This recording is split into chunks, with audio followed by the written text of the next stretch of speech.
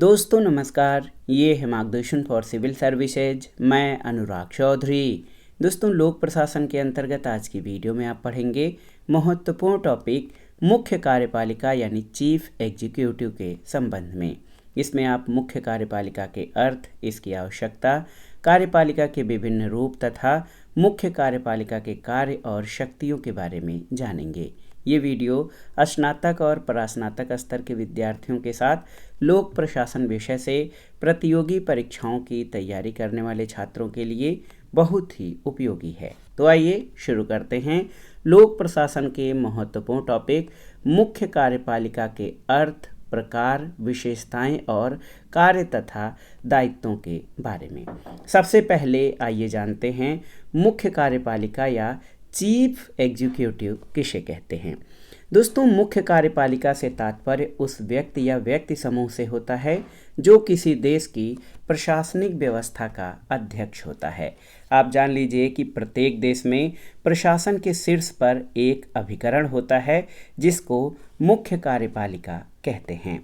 दोस्तों, मुख्य कार्यपालिका राज्य के प्रशासकीय यंत्र का पर्यवेक्षण, निर्देशन और नियंत्रण करती है और प्रशासन का राजनीतिक नेतृत्व भी मुख्य कार्यपालिका के द्वारा किया जाता है।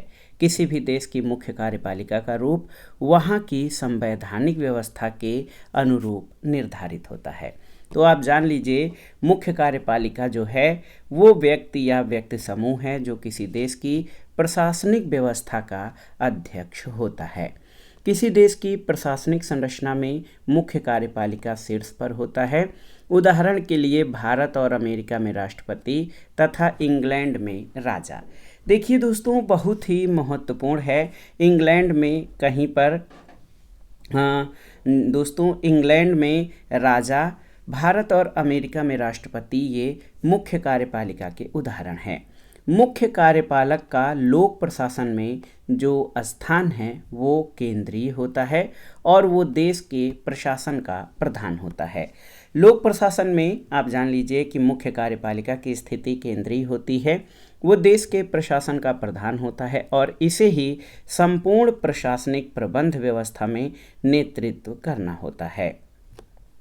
दोस्तों, आप जान लीजिए कि लोक प्रशासन में मुख्य कार्यपालिका को संपूर्ण प्रशासनिक प्रबंध व्यवस्था में नेतृत्व करना होता है और इसकी आवश्यकता किन कारणों से होती है इसके बारे में जानते हैं। यानी मुख्य कार्यपालिका की आवश्यकता क्यों है। तो सबसे पहली आवश्यकता है विभिन्न प्रशासनिक विभागों में एकता और एकरूपता रखने के लिए। प्रशासनिक विभागों में एकता बनाए रखने के लिए मुख्य कार्यपालिका का होना बहुत जरूरी है। विशेषीकरण के कारण प्रशासनिक विभागों में होने वाले पारस्परिक संघर्ष और विवादों का निपटारा जितनी कुशलता के साथ मुख्य कार्यपालक कर सकता है, उतनी कुशलता के साथ अन्य कोई अधिकारी नहीं। दूसरी बात ये कि मुख्य कार्यपालिका के द्वारा व्यवस्थापिका को प्रशासन के संबंध में समस्त सूचनाएं मिलती हैं और जिसमें व्यवस्थापिका में आप जानते हैं जनप्रतिनिधि यानी जो रिप्रेजेंटेटिव होते हैं उनको प्रशासन के संबंध में सभी सूचनाएं मुख्य कार्यपालिका के द्वारा मिलती हैं और मुख्य कार्यपालिका प्रशासन में अपव्यय को रोकने और मितव्ययिता बरतने में सहायक होता है। प्रशासन को मितव्ययी और कार्यकुशल बनाने के लिए मुख्य कार्यपालिका बहुत ही आवश्यक है। तो आपने जान लिया मुख्य कार्यपालिका की आवश्यकता क्यों होती है। दोस्तों, कार्यपालिका के विभिन्न रूप कौन से हैं इनके बारे में भी जान लीजिए। तो किसी भी देश की मुख्य कार्यपालिका का रूप वहाँ की प्रशासनिक और संवैधानिक व्यवस्था के अनुरूप निर्धारित होता है। मोटे तौर पर जो मुख्य कार्यपालिका होती है ये जो दुनिया के विभिन्न देशों में प्रचलित है उसमें संसदात्मक और अध्यक्षात्मक कार्यपालिका, वास्तविक और नाममात्र की कार्यपालिका, एकल तथा बहुल कार्यपालिका। इसके अलावा आप जान लीजिए कि जो कार्यपालिका है ये किसी भी देश की संवैधानिक व्यवस्था के अनुरूप जो है निर्धारित होती है कार्यपालिका का रूप। और आप जानते हैं कि भारत में संसदात्मक व्यवस्था है, अमेरिका में अध्यक्षात्मक व्यवस्था है। तो इस तरह से जो कार्यपालिका है वो देश के संविधान में इसका वर्णन किया जाता है। सबसे पहले हम संसदात्मक कार्यपालिका के बारे में जानेंगे, यानी संसदीय कार्यपालिका या संसदीय व्यवस्था में कार्यपालिका कैसी होती है। तो संसदात्मक कार्यपालिका क्या है? तो शासन की वो प्रणाली जिसके अंतर्गत व्यवस्थापिका और कार्यपालिका परस्पर संबंधित होती हैं। ये बार बार आपने पढ़ा है कि संसदीय व्यवस्था वो व्यवस्था है जिसमें व्यवस्थापिका और कार्यपालिका में परस्पर संबंध होता है और कार्यपालिका के सदस्य व्यवस्थापिका के प्रति उत्तरदायी होते हैं। तो जो संसदात्मक व्यवस्था है इसको मंत्रिमंडलात्मक शासन प्रणाली या कैबिनेट गवर्नमेंट या उत्तरदायी शासन प्रणाली के नाम से भी जाना जाता है। आप जान लीजिए, संसदात्मक शासन प्रणाली वो प्रणाली है जिसमें वास्तविक कार्यपालिका यानी मंत्रिमंडल व्यवस्थापिका और उसके लोकप्रिय सदन के प्रति तथा अंतिम रूप में निर्वाचक मंडल के प्रति अपने राजनीतिक नीतियों और कार्यों के लिए कानूनी रूप से उत्तरदायी होती है और इसको उत्तरदायी शासन या मंत्रिमंडलात्मक शासन प्रणाली कहा जाता है। संसदात्मक कार्यपालिका की विशेषताएं क्या हैं? तो इसमें दोस्तों संसदात्मक शासन प्रणाली में नाम मात्र की और वास्तविक कार्यपालिका में भेद या अंतर पाया जाता है। इस शासन प्रणाली में राज्य का प्रधान नाम मात्र की कार्यपालिका होती है, जबकि वास्तविक कार्यपालिका जो होती है वो मंत्रिपरिषद में निहित होती है। भारत में अगर आप देखें तो भारत की संसदीय व्यवस्था में जो नाम मात्र की कार्यपालिका में भारत के राष्ट्रपति की तरह जो है आप जान लीजिए या तो निर्वाचित हो सकता है या इंग्लैंड के सम्राट की तरह वंशानुगत हो सकता है। और प्रत्येक स्थिति में सैद्धांतिक तौर पर ये स्थिति होती है कि ये पूर्ण शक्ति संपन्न होता है, लेकिन व्यवहार में इन शक्तियों का प्रयोग अपने विवेक के अनुसार नहीं कर सकता है। व्यवहार में इनकी शक्तियों का प्रयोग वास्तविक कार्यपालिका जो कि मंत्रिपरिषद होती है इसके द्वारा किया जाता है। इसके अलावा संसदात्मक शासन व्यवस्था में जो कार्यपालिका है उसका कार्यकाल अनिश्चित होता है। मंत्रिपरिषद का कार्यकाल निश्चित नहीं होता। कार्यपालिका तभी तक अपने पद पर बनी रह सकती है जब तक उसे व्यवस्थापिका का विश्वास रहता है। ये संसदात्मक कार्यपालिका की दूसरी महत्वपूर्ण विशेषता है।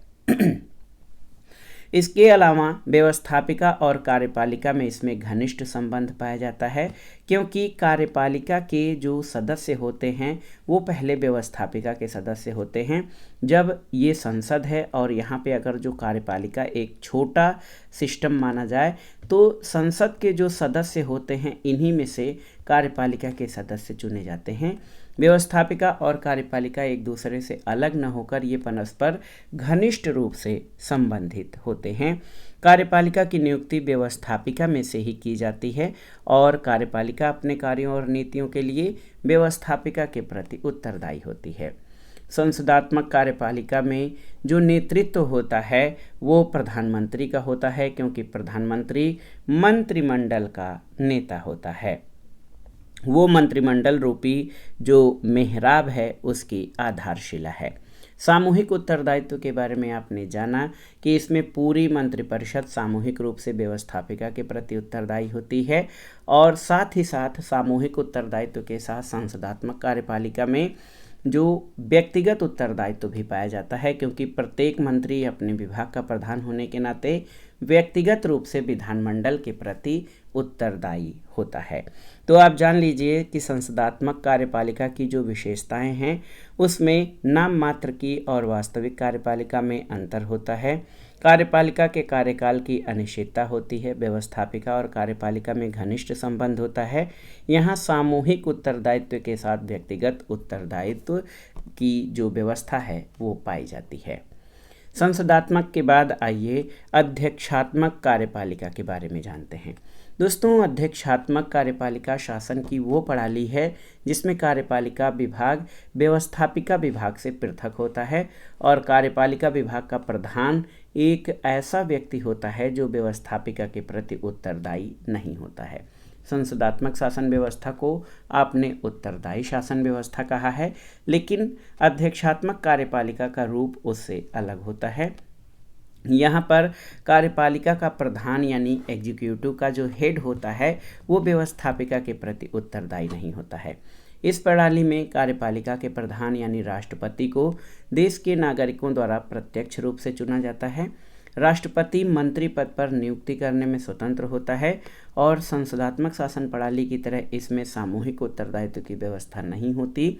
मंत्री व्यक्तिगत रूप से राष्ट्रपति के प्रति उत्तरदायी होते हैं। तो दोस्तों, जिस शासन व्यवस्था में कार्यपालिका विभाग व्यवस्थापिका विभाग से अलग होता है और कार्यपालिका का प्रधान एक ऐसा व्यक्ति है जो व्यवस्थापिका के प्रति उत्तरदायी नहीं है, उसे अध्यक्षात्मक शासन कहते हैं। दोस्तों, आप जान लीजिए कि संसदात्मक शासन व्यवस्था में सामूहिक उत्तरदायित्व की व्यवस्था पाई जाती है, लेकिन अध्यक्षात्मक शासन में ऐसी व्यवस्था नहीं है। और दोस्तों, राष्ट्रपति जो होता है, राष्ट्रपति अध्यक्षात्मक शासन व्यवस्था में ये कांग्रेस के नियंत्रण से पृथक रहकर शासन शक्ति का संचालन करते हैं। और आप जान लीजिए कि संसदीय शासन व्यवस्था के तरह यहाँ कार्यपालिका व्यवस्थापिका का विघटन नहीं कर सकती है। ये तो थी अध्यक्षात्मक शासन व्यवस्था के बारे में। अब अध्यक्षात्मक शासन व्यवस्था की प्रमुख विशेषताओं के बारे में जान लेते हैं। तो इसकी विशेषताएं ये हैं कि कार्यपालिका और व्यवस्थापिका का पृथक्करण पाया जाता है और अध्यक्षात्मक शासन व्यवस्था अगर जो देखें तो एक प्रकार से मॉन्टेस्क्यू के शक्ति पृथक्करण के सिद्धांत पर आधारित है। इसमें नाम मात्र की और वास्तविक कार्यपालिका में कोई भेद नहीं होता है, क्योंकि यहाँ पर नाम मात्र की और वास्तविक कार्यपालिका अलग अलग व्यक्तियों में निहित न होकर एक व्यक्ति में निहित होती है। और अध्यक्षात्मक शासन व्यवस्था की एक मुख्य बात ये है कि इसमें कार्यपालिका का कार्यकाल निश्चित होता है। आइए मोटे तौर पर संसदात्मक और अध्यक्षात्मक कार्यपालिका के अंतर को समझ लेते हैं। तो संसदात्मक व्यवस्था में कार्यपालिका का प्रधान नाम मात्र का प्रधान होता है और वास्तविक प्रधान मंत्रिपरिषद होती है, जबकि अध्यक्षात्मक शासन व्यवस्था या अध्यक्षात्मक कार्यपालिका में कार्यपालिका का प्रधान औपचारिक ही नहीं बल्कि वास्तविक प्रधान भी होता है, जो कि राष्ट्रपति है। दूसरा अंतर ये है कि संसदात्मक कार्यपालिका में कार्यपालिका का निर्माण व्यवस्थापिका से होता है और ये व्यवस्थापिका के प्रति उत्तरदायी है, लेकिन अध्यक्षात्मक कार्यपालिका शक्ति पृथक्करण के सिद्धांत पर आधारित है। इसमें कार्यपालिका का निर्माण व्यवस्थापिका से स्वतंत्र रूप से होता है। संसदात्मक कार्यपालिका में कार्यपालिका का कार्यकाल निश्चित नहीं होता, जबकि अध्यक्षात्मक में कार्यपालिका का कार्यकाल निश्चित होता है। संसदात्मक कार्यपालिका में मंत्रियों की स्थिति उच्च होती है, वे अपने विभाग के सर्वेसर्वा या हेड होते हैं। अध्यक्षात्मक कार्यपालिका में मंत्रियों की स्थिति इतनी उच्च नहीं होती, ये मंत्री पूर्णतया राष्ट्रपति के अधीन होते हैं। तो ये तो रहा संसदात्मक और अध्यक्षात्मक कार्यपालिका में जो अंतर हैं उनके बारे में विवेचना। अब जो दूसरा प्रकार है एकल कार्यपालिका और बहुल कार्यपालिका के बारे में जानते हैं। दोस्तों, संसदात्मक और अध्यक्षीय कार्यपालिका को एकल और बहुल कार्यपालिका के नाम से भी पुकारा जा सकता है। कैसे? तो ऐसी कार्यपालिका जिसके अंतर्गत निर्णयात्मक शक्ति और अंतिम रूप में कार्यपालिका की समझ शक्ति किसी एक व्यक्ति के हाथों में निहित है, तो उसे एकल कार्यपालिका कहते हैं। जबकि कार्यपालिका की शक्तियों का विभाजन केवल शासन की सुविधा की दृष्टि से किया जाता है। अंतिम रूप से संपूर्ण शासन व्यवस्था के लिए उत्तरदायी कोई एक व्यक्ति होता है, वो एकल कार्यपालिका है, जैसे अमेरिका का राष्ट्रपति। दोस्तों, आप जान लीजिए कि एकल और बहुल कार्यपालिका जो है वो संगठन की दृष्टि से इसमें अंतर किया जा सकता है, क्योंकि एकल कार्यपालिका में अंतिम रूप से संपूर्ण शासन व्यवस्था के लिए कोई एक व्यक्ति ही जिम्मेदार होता है और वर्तमान समय में अमेरिका का राष्ट्रपति एकल कार्यपालिका का सबसे अच्छा उदाहरण है। बहुल कार्यपालिका के बारे में जानते हैं तो ऐसी कार्यपालिका जिसके अंतर्गत कार्यपालिका की शक्ति किसी एक व्यक्ति में निहित न होकर व्यक्तियों के एक समुदाय में निहित होती है, उसे बहुल कार्यपालिका कहते हैं। और प्राचीन एथेंस और स्पार्टा में इस प्रकार की बहुल कार्यपालिका थी और वर्तमान में आप जान लीजिए कि स्विट्जरलैंड में बहुल कार्यपालिका पाई जाती है।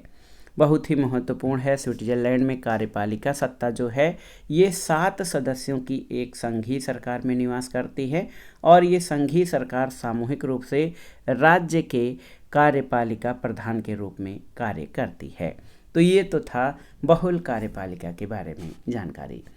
कार्यपालिका का जो तीसरा प्रकार है वो नाम मात्र का और वास्तविक कार्यपालिका के रूप में है।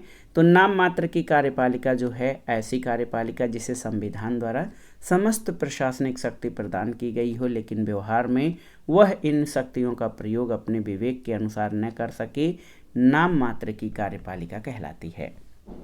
नाम मात्र की यानी नॉमिनल और वास्तविक यानी रियल एग्जीक्यूटिव। तो आप जान लीजिए नाम मात्र की कार्यपालिका वो पदाधिकारी जिसे संविधान के द्वारा समस्त प्रशासनिक शक्ति प्रदान की गई हो, लेकिन जिसके द्वारा व्यवहार में इस शक्ति का प्रयोग अपने विवेक के अनुसार न किया जा सके, वो नाम मात्र की कार्यपालिका है। जैसे सैद्धांतिक तौर पर प्रशासन का संपूर्ण कार्य नाम मात्र की कार्यपालिका के नाम पर किया जाता है, लेकिन व्यवहार में इन कार्यों को वास्तविक कार्यपालिका द्वारा किया जाता है। इंग्लैंड का सम्राट और भारत के राष्ट्रपति ये नाम मात्र की कार्यपालिका के जो है उदाहरण हैं। वास्तविक कार्यपालिका तो संसदीय शासन व्यवस्था के अंतर्गत संविधान द्वारा नाम मात्र की कार्यपालिका को जो शक्तियां प्रदत्त की जाती हैं सिद्धांत रूप में, उनका व्यवहार रूप में प्रयोग करने वाले कार्यपालिका वास्तविक कार्यपालिका या रियल एग्जीक्यूटिव कहलाती है। आप जान लीजिए कि मंत्रिमंडलात्मक शासन व्यवस्था या संसदात्मक शासन प्रणाली के अंतर्गत व्यवहार में इन शक्तियों का प्रयोग जिन पदाधिकारियों के द्वारा किया जाता है उसे वास्तविक कार्यपालिका कहते हैं। और इंग्लैंड और भारत की मंत्रिपरिषद इस प्रकार के वास्तविक कार्यपालिका के उदाहरण हैं। एक और प्रकार है कार्यपालिका का राजनीतिक और अस्थायी कार्यकारी। जनता द्वारा निर्वाचित प्रतिनिधियों को राजनीतिक कार्यकारी या पॉलिटिकल एग्जीक्यूटिव कहा जाता है। इनका कार्यकाल सीमित समय के लिए होता है, जबकि सार्वजनिक कर्मचारी जो सरकार की तब तक सेवा करते हैं जब तक वे अवकाश ग्रहण नहीं कर लेते, ऐसे कार्यकारी को अस्थायी कार्यकारी कहते हैं।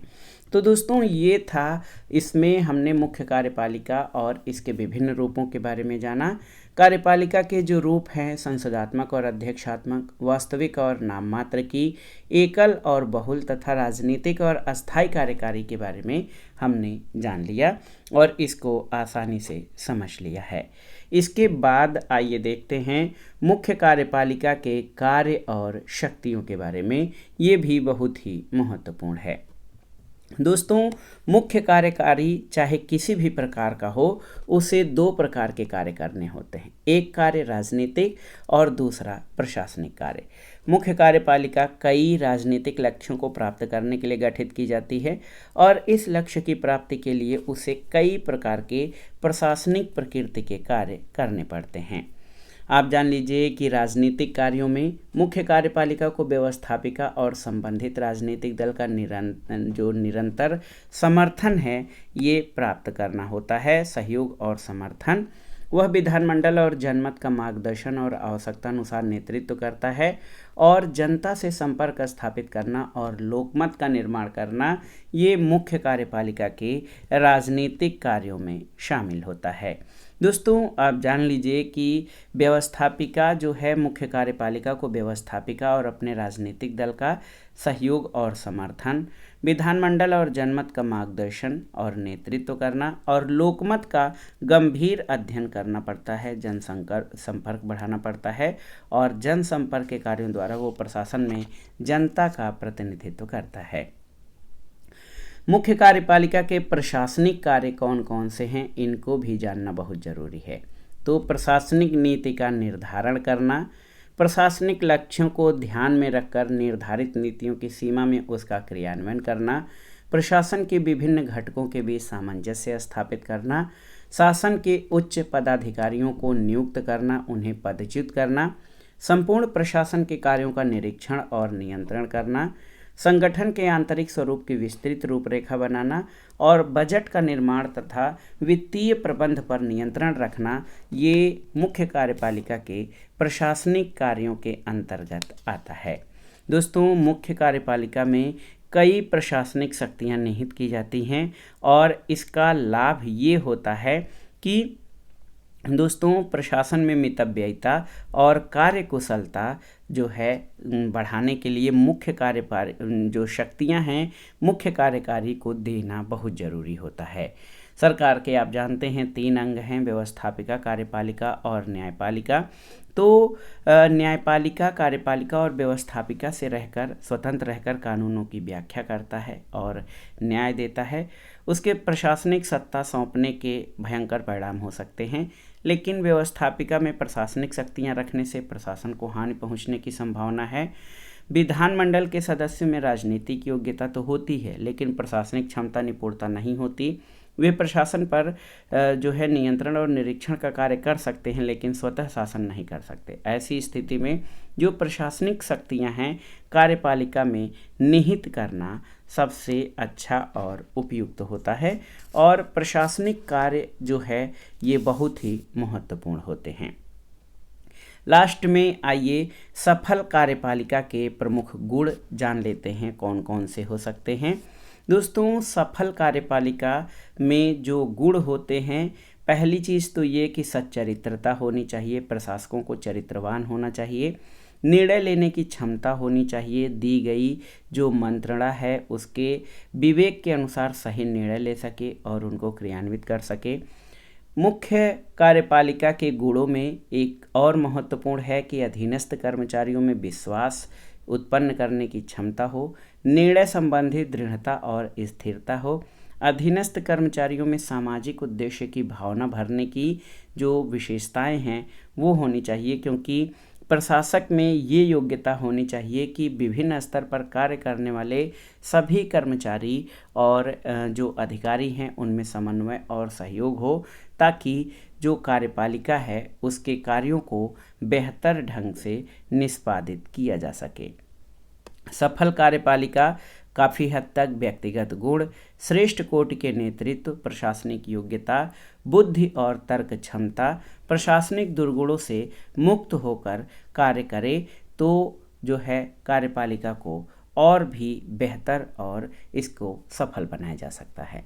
तो दोस्तों, ये था आज का वीडियो। लोक प्रशासन यानी पब्लिक एडमिनिस्ट्रेशन के अंतर्गत मुख्य कार्यपालिका, अर्थ, इसकी आवश्यकता, कार्यपालिका के विभिन्न रूप और मुख्य कार्यपालिका के कार्य और शक्तियां तथा सफल कार्यपालिका के कौन कौन से प्रमुख गुण हो सकते हैं, इसके संबंध में ये वीडियो आज का था। और मैं जानता हूं कि बहुत ही आसानी से इसमें हमने इस टॉपिक को समझाने का प्रयास किया है, ताकि आप बहुत सरल शब्दों में आसानी से इसको समझ सकें और जो मौलिक लेखन होता है कि अपने शब्दों में आप इसको अच्छे से लिख भी सकते हैं। मुख्य कार्यपालिका आप जानते हैं कि वो व्यक्ति या व्यक्ति समूह है जो किसी देश की प्रशासनिक व्यवस्था का अध्यक्ष होता है। शासन का जो केंद्र है या लोक प्रशासन में केंद्रीय स्थान मुख्य कार्यपालक का होता है और ये देश के प्रशासन का प्रधान होता है। ये थोड़ा सा आप अलग से लिख देंगे तो आप जो कार्यपालिका के विभिन्न रूप हैं, संसदात्मक, अध्यक्षात्मक, वास्तविक नाम मात्र की, एकल, बहुल, इनके बारे में पहले से भी आप जानते हैं। तो आसानी से शांत भाव से आप जब इस टॉपिक को पढ़ेंगे, ये वीडियो देखेंगे, तो आप मुख्य कार्यपालिका चैप्टर को अच्छे से तैयार कर पाएंगे। तो ये वीडियो आपको कैसा लगा हमें कमेंट बॉक्स में ज़रूर बताइएगा। वीडियो को लाइक करें, शेयर करें और इस चैनल मार्गदर्शन फॉर सिविल सर्विसेज को सब्सक्राइब करें। वीडियो देखने के लिए धन्यवाद दोस्तों, नमस्कार।